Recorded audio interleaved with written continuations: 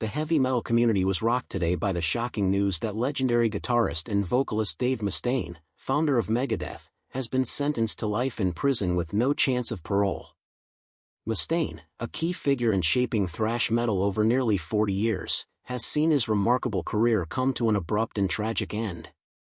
Music journalist Michael Rodriguez, who has followed Mustaine from the beginning, remarked that this isn't just the end of Megadeth, it's the closing chapter of one of metal's most turbulent and influential legacies. What's most astonishing isn't only how harsh the sentence is, but how quickly everything unraveled once the investigation kicked off. This development emerged just as Mustaine was enjoying a professional comeback, following Megadeth's Grammy win for their 2016 album Dystopia and the acclaim surrounding their latest release, The Sick, The Dying, and The Dead. Sources close to the band confirm that their planned world tour has been suddenly cancelled, with millions of dollars in ticket sales now being refunded. The music world is still reeling, and the financial damage is immense, as noted by a senior executive at Universal Music who spoke anonymously. Even more devastating is the human impact. Bandmates, touring crews, and venue staff across the globe have abruptly lost their livelihoods. Beyond that are the victims whose voices were finally heard and whose accounts brought justice. For those not familiar with the months-long case that's dominated metal news, Mustaine's fall began when what seemed like a routine inquiry into financial issues turned into something far darker. Investigators soon discovered a disturbing pattern of predatory behavior going back decades, carefully hidden behind Mustaine's aggressive, rebellious image that fans had come to associate with the metal icon. To fully grasp the seriousness of Mustaine's crimes, it helps to understand the arc of his incredible music career. After being kicked out of Metallica in 1983 due to substance abuse, he founded Megadeth with fierce determination to outdo his former bandmates. Dave turned rejection into rocket fuel, recalled former Megadeth drummer Chuck Beeler. Motivated to prove Metallica wrong, Mustaine poured his anger into creating some of thrash metal's most technically brilliant music. Albums like Peace Sells. But Who's Buying? And Rust in Peace cemented his status as one of the genre's most unique guitarists and composers. His harsh vocals, politically driven lyrics, and blistering guitar solos earned Megadeth a worldwide fanbase, with over 38 million records sold. Despite ongoing battles with addiction and controversies over his incendiary remarks, Mustaine held on to his position as a metal legend. Still, his career was riddled with turmoil, including constant lineup changes. Over 20 musicians cycled through the band, which critics later saw as a sign of his controlling and unpredictable nature. In spite of these issues, he eventually got sober and even beat cancer in 2019. Journalist Michael Rodriguez noted that Mustaine's story was widely viewed as one of redemption, a man overcoming personal demons, embracing religion, and maturing into a respected elder figure in metal. But that narrative has now been completely shattered. The investigation began in 2021 when a former Megadeth crew member came forward with serious claims of financial exploitation and abusive conduct. Initially, the complaint focused on unpaid wages and dangerous working conditions, but it soon revealed something much more sinister. Lead prosecutor Rebecca Williams stated that the case quickly expanded beyond labor issues into a deeper and more disturbing pattern. Numerous victims emerged, telling similar stories spanning decades about Mustaine misusing his power in the music industry. These individuals had kept quiet for years out of fear, afraid of retaliation from someone with Mustaine's influence and known reputation for harshly targeting his critics. Former Megadeth guitarist Marty Friedman, who had stayed quiet for years about why he left the band in 2000, delivered testimony that stunned fans. Friedman described working with Mustaine as psychological warfare, and exposed the contrast between public image and private reality. There was a stark contrast between the public image of Dave, who could be charming and brilliant, and the private Dave, who exploited people's vulnerabilities and seemed to take satisfaction in others' suffering. Friedman recounted events that went well beyond the usual tensions found in bands, including claims that Mustaine deliberately sabotaged opening acts that received too much praise. Allegedly, he arranged for their sound to be tampered with, their equipment mysteriously damaged, or their set time shortened. According to Friedman, Mustaine had an undeniable pathological need to control those around him. One of the most incriminating accounts came from former bassist David Ellefson, whose controversial exit from Megadeth in 2021 had attracted widespread media attention. Ellefson confessed, "I spent most of my career making excuses for Dave's behavior." His admission highlighted the toxic atmosphere that had existed within the band for years, ultimately leading to the decline of Mustaine's legacy. He revealed that for a long time, he rationalized Mustaine's behavior as part of artistic temperament or the burden of maintaining the band's status. But in hindsight, he realized he had been wrong, and his silence had allowed damage to continue unchecked. As the investigation progressed, prosecutors uncovered evidence pointing to more serious criminal conduct. Several women came forward with claims that Mustaine had abused his influence to pressure young female fans into compromising situations backstage at Megadeth concerts during the 1980s and 1990s. Detective Sarah Johnson, who led the investigation, said the behavior followed a clear and calculated pattern. These young fans, often struggling with substance abuse themselves, were isolated from their friends under the pretense of exclusive access or music industry opportunities, only to be placed in situations where escape was difficult.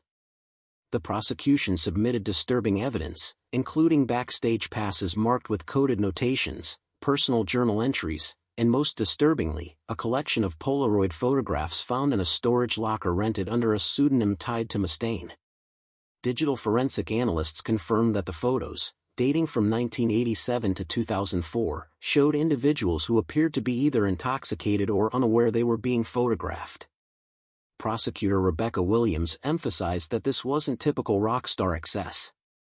Instead, it showed a deliberate pattern of targeting and exploiting vulnerable people, with the photos seemingly kept as trophies.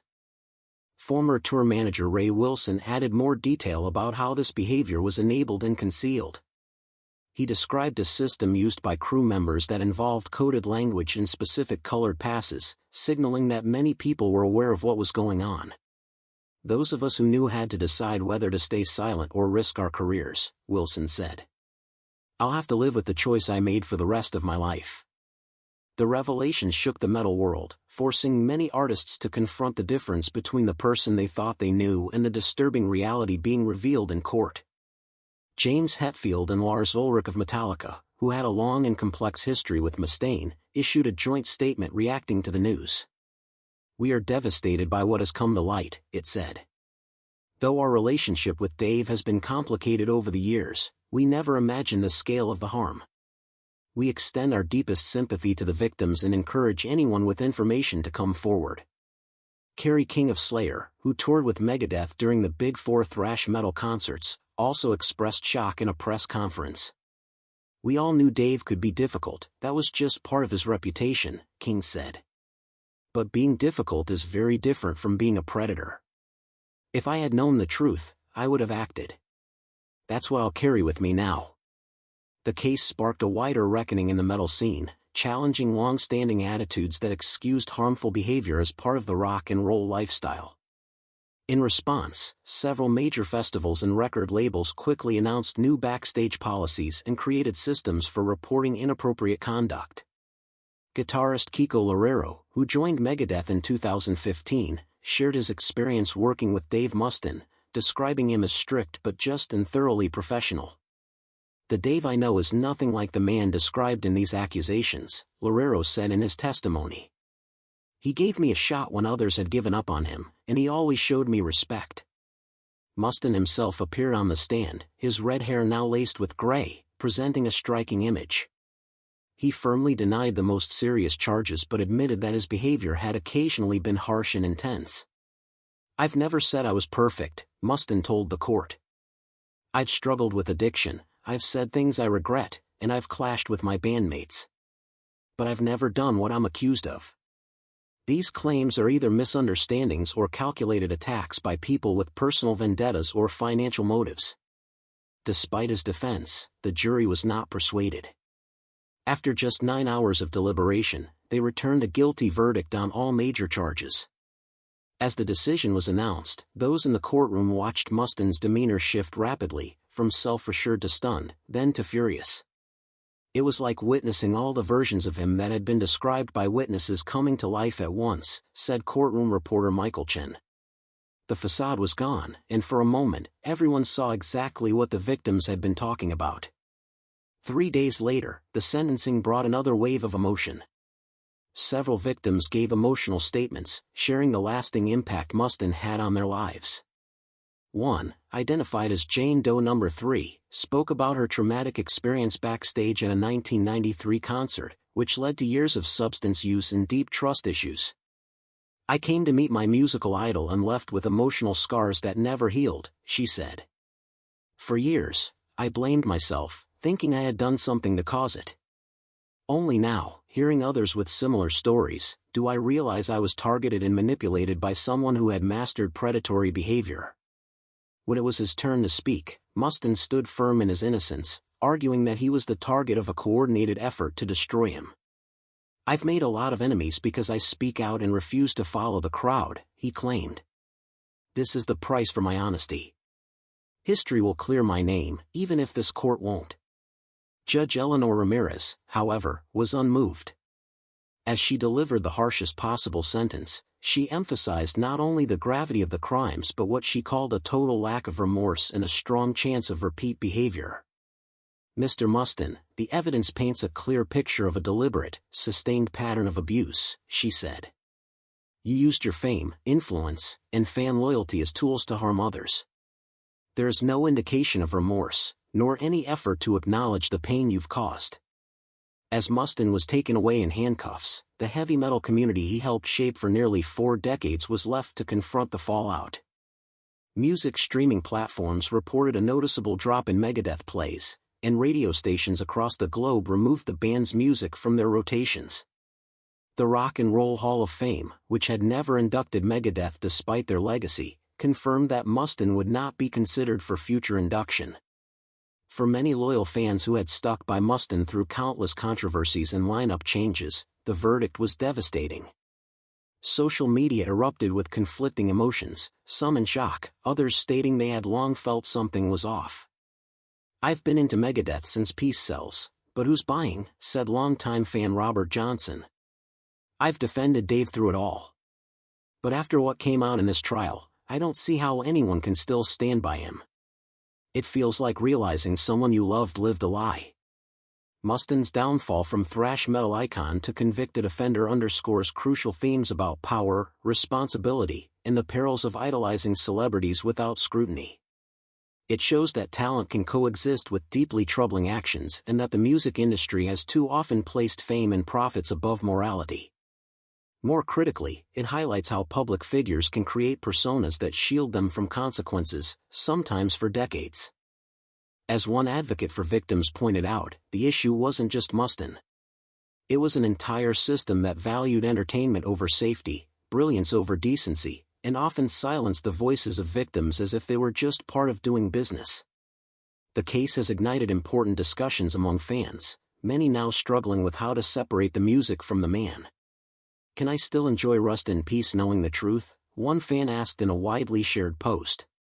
"Does appreciating his work mean I'm excusing his actions?" These are difficult questions.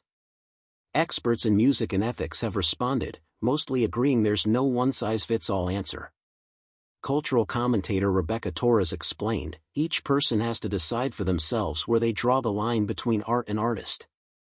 But what matters is that talent can no longer act as a shield from justice." As the metal world continues to come to terms with this dramatic fall, one thing remains certain: Dave Mustaine's story will stand as a grim reminder of what happens when power goes unchecked, why victims must be heard, and how society must hold even its most celebrated figures accountable. In his final words before sentencing, Mustaine quoted lyrics from Megadeth's Symphony of Destruction. "Just like the Pied Piper led rats through the streets, we danced like marionettes, swaying to the Symphony of Destruction." The irony was unmistakable. The man who once warned against the corrupting influence of power had become its embodiment. The symphony has ended, but the destruction remains.